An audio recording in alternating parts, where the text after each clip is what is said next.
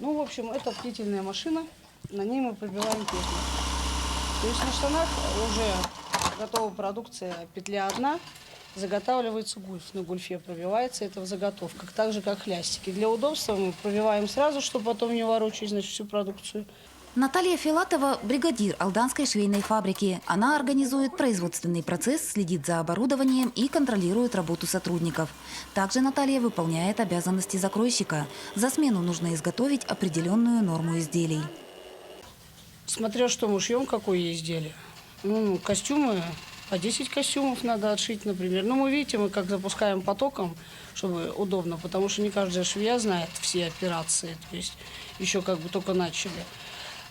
Поэтому решили запускать потоком, чтобы было быстрее и удобнее. Алданская швейная фабрика работает как четко отлаженный механизм. Производственный процесс здесь не останавливается. Униформа, постельное белье, шторы, одеяло. В цехах изготавливаются разные виды изделий. Фабрика производит продукцию для местных предприятий. Шьем рабочую одежду, мы шьем постельное белье, мы шьем покрывало, мы шьем одеяло. Вообще, в принципе, вы знаете, к нам звонят, к нам вот местные обращаются. Частные заказы мы, конечно, не берем, потому что люди немножко не понимают, что фабрика, она заточена именно на производство, на большое количество. У нас потоковое производство, у нас пооперационно шьют девочки. У нас не индивидуальный пошив, индивидуальные пошивы мы не берем. Ну а так еще помимо этого мы шьем какие-то чехлы, там, вот, а сейчас для кинотеатра будем реставрировать их там, как они, сиденья. Директор швейной фабрики Елена Елистратова по образованию дизайнер. Она владеет многими профессиональными программами. 20 лет Елена работала в Москве. Являясь руководителем мастерской по пошиву театральных костюмов, сотрудничала со многими столичными театрами и кинокомпаниями. Вернувшись на малую родину, Елена открыла фабрику и запустила производство. Вот сейчас остро стоит вопрос, вот, обговаривали с Ольгой Яковлевной, что нужна спортивная одежда с лейбами в Алдане, и мы будем это тоже разрабатывать. В советское время швейная отрасль в Алданском районе была довольно развитой. Действовавшие в городах и поселках мастерские, ателье и пошивочные цеха к рубежу веков были ликвидированы. Елену Елистратову по праву можно назвать возрождателем производства. Оно очень актуально для нашего района. Это и пошив всевозможных, вплоть до театральных костюмов. Потому что человек с большим опытом работал в Москве, занимался как раз вот производством швейным. И для нас, конечно, это для района очень актуально, что у нас получилось открыть такую организацию, как Алданская швейная фабрика. Алданская швейная фабрика начала работать в феврале 2023-го. Решив организовать собственное дело, Елена зарегистрировалась в бизнес-инкубаторе в качестве предпринимателя. Это находка для нас. Это вот производственник. Каких у нас предпринимателей не так много в Алдане. Вот. А это с энтузиазмом, это с огоньком в глазах. Человек, который целеустремленный, который хочет чего-то добиться. Со своей стороны обязательно окажем помощь. То есть в части у нас есть такие направления, как социальный контракт, да, например, поиск работы. То есть как раз в связи с расширением производства необходимы будут дополнительно квалифицированные рабочие места именно швейного направления. Да, то есть швеи со своей стороны, швейная компания будет, то есть, как бы их обучать и потом трудоустраивать. А мы, соответственно, то есть определенные средства под это направление заложим, то есть именно как по поиск работы. Также как бы готовы поработать социальным контрактом как на открытие ИП, то есть именно на приобретение оборудования. Готовясь открыть собственное дело, Елена нашла поддержку как в государственных организациях, так и на промышленных предприятиях. Весомым стало содействие ассоциации АЯМ. Начинающему предпринимателю были выделены площади, а на предоставленный кредит Елена смогла закупить оборудование. Нам дали займ, нам предоставили помещение, и мы вот сейчас им отшиваем рабочую одежду. Актуальность возрождения швейной промышленности очевидна, и Алданская швейная фабрика уверенно держит курс на наращивание объемов производства. Потребность как в одежде, так и в изделиях бытового назначения имеется во многих сферах, и услуги по пошиву востребованы. Это действительно очень актуальное направление. Допустим, если взять, опять же, наши подведомственные учреждения, то у нас в районе проживает порядка более даже 600 проживающих, то есть в интернатах, по сути, это тоже достаточно большой рынок.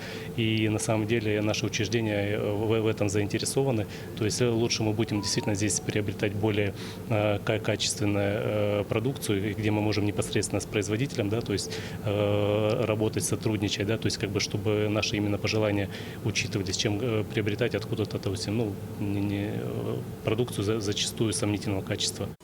Сейчас на фабрике трудятся 12 мастериц. 2 бригады работают посменно. Между тем, серьезное препятствие к развитию представляет нехватка специалистов. Кадровый вопрос в швейной отрасли стоит чрезвычайно остро. Но так как в Алдане не развито швейное производство было какое-то там время, то, конечно, вот, например, там закройщики, технологи, швеи, здесь очень сложно их найти. Но есть в основном все из приезжих. Либо это швеи, которые когда-то в советское время при ателье обучались, потом это все распалось, и вот они уже проработав какое-то количество времени на другой работе, узнав о том, что у нас здесь открылась швейная фабрика, они пришли. Такие у нас тоже есть, вспомнили и, в общем-то, нарабатывают скорость и работают.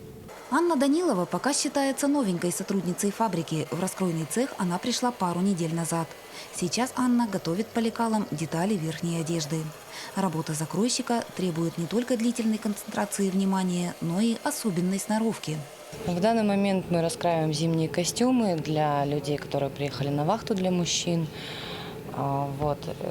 Верхняя, это самая основная верхняя ткань, то есть на нее наносятся все детали нашего лекала. После этого мы раскраиваем подклад, а потом только утеплитель. Анна приехала в Алдан из Красноярска вместе с супругом. С трудоустройством, считает девушка, ей повезло. О фабрике она узнала случайно.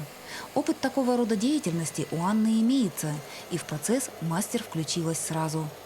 Я работала 4 года швеей в Дивногорской лодочной компании «Енисей-Бот». И это, в принципе, я пришла на сборку в свое время, но из-за спины хотела уволиться, а руководитель сказал: «Иди шей». И вот это, можно сказать, с его такого волшебного пинка я научилась шить. И то, что я умею шить, это благодаря моему бывшему руководителю. Кадровую проблему руководство фабрики решает комплексно, задействуя различные механизмы. Приезжим из других регионов предоставляется жилье.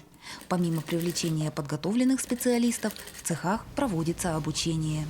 Но мы решаем этот вопрос, и Центр труда и занятости нам помогает, и Алданский политехнический техникум. Вот сейчас мы с руководством договаривались о том, чтобы мы уже здесь на месте обучали на швей, потому что у них есть лицензия, они лицензированные, а мы своими знаниями готовы поделиться, готовы научить.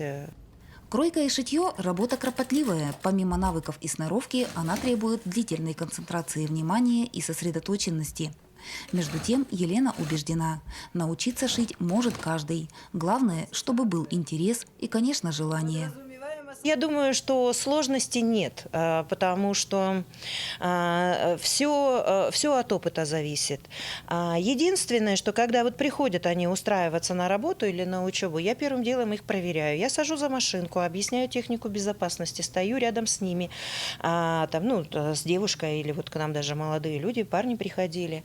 И я понимаю, будет он работать, есть ли усидчивость, есть ли интерес. Если у человека есть усидчивость и интерес, то будет работать и наработает потом, и все придет с практикой. Реальных примеров того, что научиться шить задача вполне посильная, немало. Многие мастерицы, только пришедшие на фабрику, вскоре начинают делать первые успехи. По словам сотрудниц, нарабатывать навыки и совершенствовать умения очень интересно. Они у меня все шьют, даже те ученицы, которые пришли совсем недавно.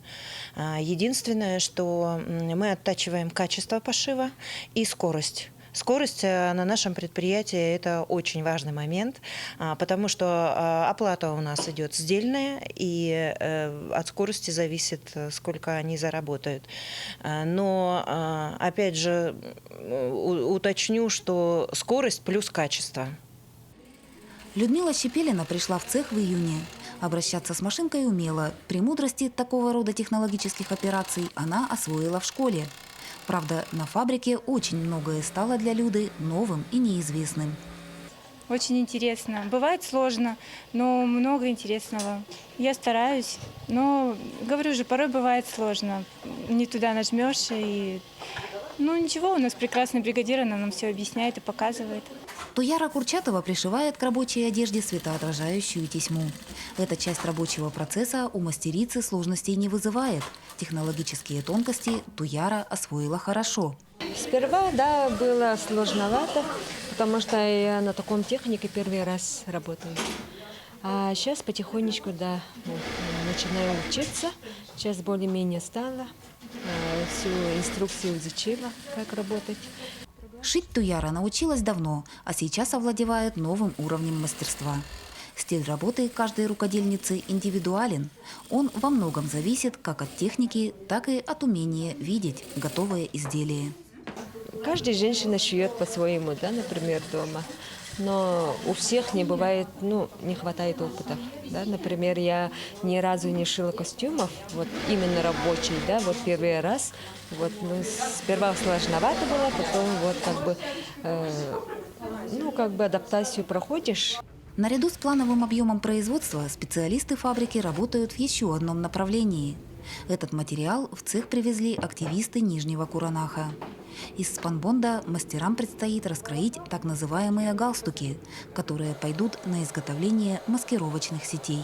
Вот из поселка Нижний Куранах, там девочки привезли нам спанбонд, они купили, потому что это очень такие большие рулоны, они очень тяжелые, и их неудобно резать просто ножницами, они плетут сети.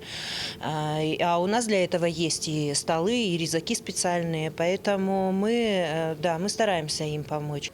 Производство Елены Елистратовой является социально ориентированным. В настоящее время на фабрике рассматриваются возможности пошива одежды и предметов быта для военнослужащих.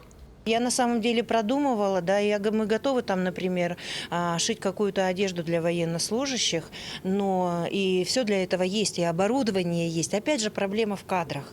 Оборудование для этого есть, чтобы термобелье, чтобы балаклавы им шить, теплое белье шить из трикотажа, или там вот эти вот бушлаты, для этого тоже есть специальное оборудование, для тяжелых материалов оборудование. Но у нас острая проблема в кадрах. При решении кадровой проблемы производство будет отвечать потенциальному спросу, размеры которого отнюдь немалые. Кроме того, развитие предприятия станет предпосылкой к созданию рабочих мест, а жители уже имеют возможность освоить новое для себя дело и получить специальность. Сейчас изготавливаемые фабрикой объемы продукции внушительные, однако Елена не собирается останавливаться на достигнутом. Вообще я себе такую задачу поставила – развить легкую промышленность в Якутии. Я очень хочу, чтобы наше предприятие росло, поэтому мы можем принимать заказы со всей республики. У нас мы не только отшиваем рабочую одежду. В перспективе Елена планирует приобрести дополнительное оборудование, которое расширит возможности производства.